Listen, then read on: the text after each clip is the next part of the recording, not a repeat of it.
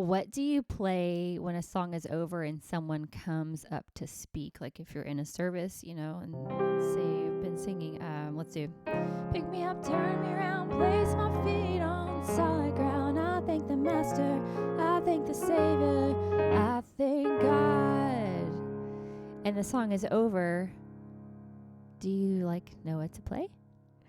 If you're like a lot of musicians, you spend time listening to the songs you're going to play for service. Sometimes we'll put them on a playlist. I've had Spotify playlists before, or I use Planning Center a lot to schedule service sets, and you can listen through the songs on the media player.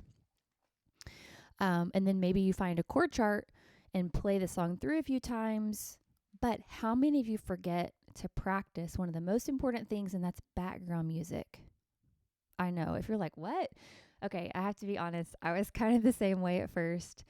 I have to give a shout out to my former band leader, Ryan Donahoe, because we started hashing out this idea together of, we were thinking about why is it that we can practice on Tuesdays for our band rehearsal, but when we get into service on Sundays, it's sort of like we don't know what we're doing, and we thought we did, but we don't know why. And so the team is kind of like we can get through a song, but the other parts of the service are like, it just feels like it feels chaotic. And I don't remember who came up with the idea. I'll give Ryan credit. But we started talking about practicing transitions and practicing background music. And when we started seeing the results of how that was benefiting our services and affecting the flow of our services, I'm telling you, it was a game changer. And it sounds crazy, but here are the reasons you should practice background music. Because say if we just we finished singing a very deep song like Lord, make me a house of prayer, a house of prayer. Say the Spirit was moving and someone was getting up to just really encourage people to stay in that flow. And if I was playing, that was kind of abrupt, sorry. That proves my point. Lord, make me a house of prayer, a house of prayer.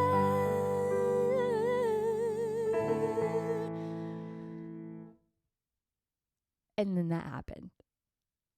And I didn't pay attention to the flow of even the sustain pedal carrying it on. And I just stopped playing. And maybe they were like, God is here right now. He wants to meet your need. There's a deep place that you can go in the presence of God if you pray. And all of a sudden there's this awkward silence, right?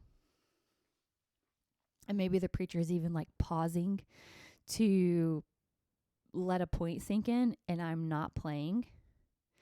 That is where you start noticing how background music is vital because it keeps the flow. So, house of prayer, house of prayer. So we end it, and I keep playing.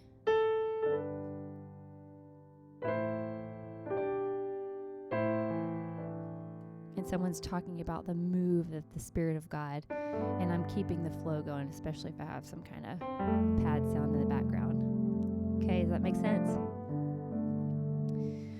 Playing the same song you're playing before is a distraction because it's going to cause the congregation to focus on what you're playing instead of what the Spirit is doing or what the minister is saying. Okay, so sometimes you have to be conscious enough to keep playing a song, but for the most part, if someone is speaking and you're still playing house, maybe a house of prayer, and you're all loud and stuff, and they're trying to say, there's a deep place that God wants to speak to you. Listen to that still small voice, and your playing is not in the background, it becomes a distraction.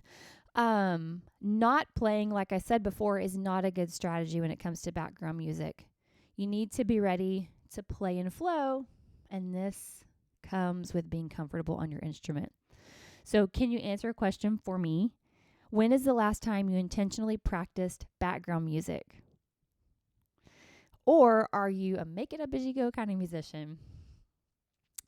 When it's time to play background music, do you freeze and stop playing, which is probably a common response?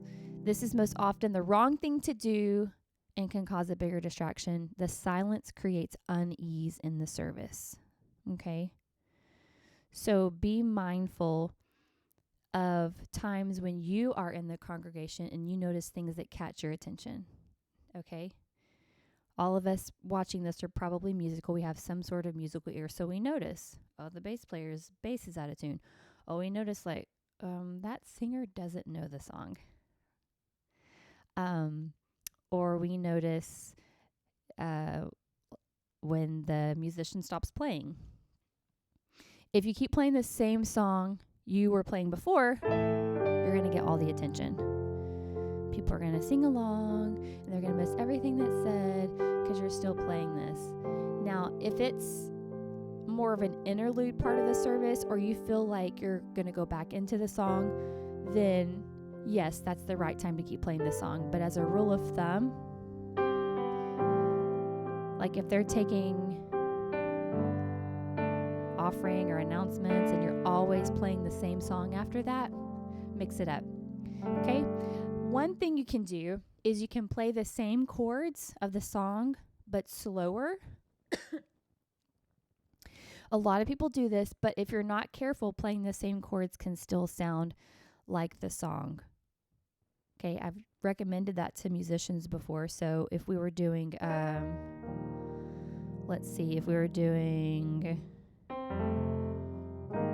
we'll go to A flat. You deserve the glory and the honor.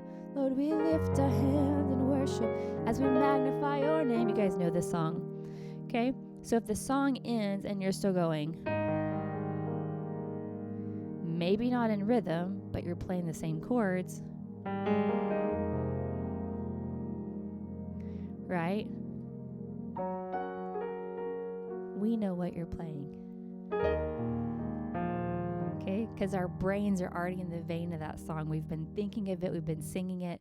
So even though you're playing it slower, we can still tell that you're playing the same song. So now that you know what not to do, here's what you should play for background music.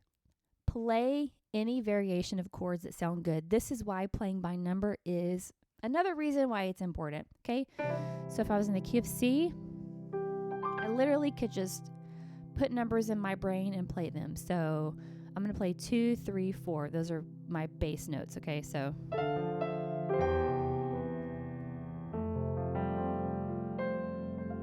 okay? And then I'm going to play 6, 5, 4.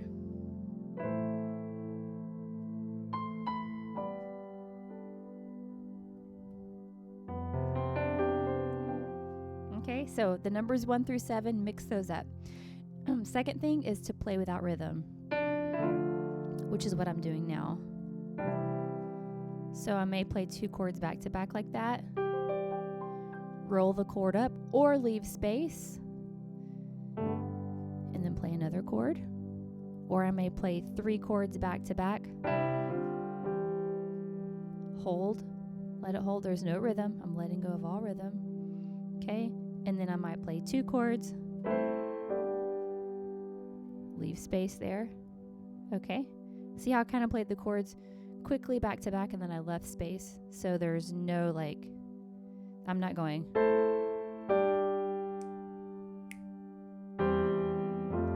Because that's still in rhythm, right? I'm leaving space and just letting it hold out. And then I might play 1 chord, 1 more chord. So I'm mixing it up. You can mix up the chords of the song that you just played. So if we were doing, here I'm to worship in E flat, here I'm to bow down, it's 1, 5, here I'm to say 6, you're my God 4. Okay? So instead of playing for background music, instead of playing the same order, which is 1, 5, 6, 4, I could play 1, 4, and then go back to 1, back to 4, 6, 5, 1. So it's the same chords, I'm just mixing them up. And I can play repetition. I can play 5, 6, 5, 6, 5, 6, 1, 4, and then go to 6, 5, 4. Like mixing them up in a way, it does not sound like the song. 4, 5, 6, 4, and then 1. So remember that playing background music. Did you notice that? I hope you noticed that straight cut off. If you noticed that, I just succeeded in what I told you. Remember that playing background music is a vital part of playing for a service. So use these tips and let me know in the comments which tips you used and what other background music tips that you have.